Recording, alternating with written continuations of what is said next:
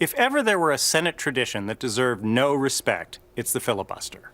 I blame Frank Capra. Filibuster! Ever see his 1939 movie, Mr. Smith Goes to Washington?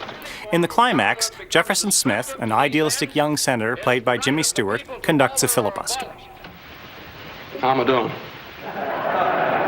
Mr. Smith is a great movie, but it lent the filibuster some moral luster that it didn't deserve. In real life, the filibuster's frequent target was a series of anti-lynching bills opposed by a handful of Southern white Democrats. The same year Mr. Smith came out, pop culture supplied a truer picture of the filibuster: Billie Holiday's haunting recording, Strange Fruit.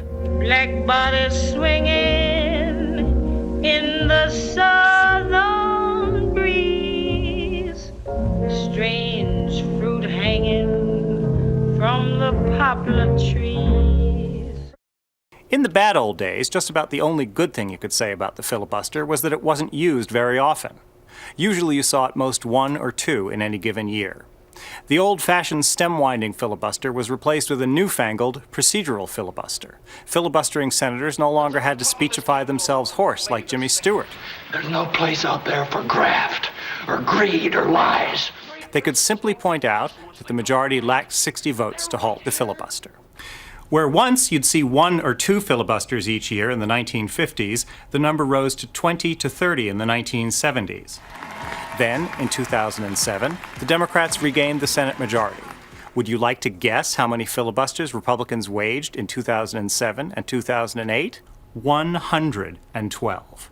Today, we take it for granted that any major piece of legislation needs not 51 votes to pass, but 60.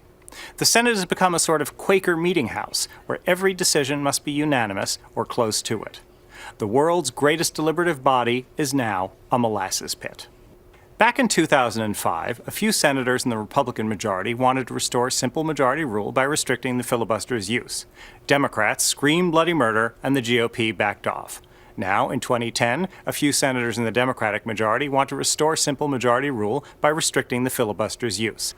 The Senate won't take action because it has a high regard for its traditions. One of those traditions is the filibuster. Another tradition, though, is passing legislation of significance that may be rendered extinct by the filibuster. Given the choice between traditions, I know which I'd choose.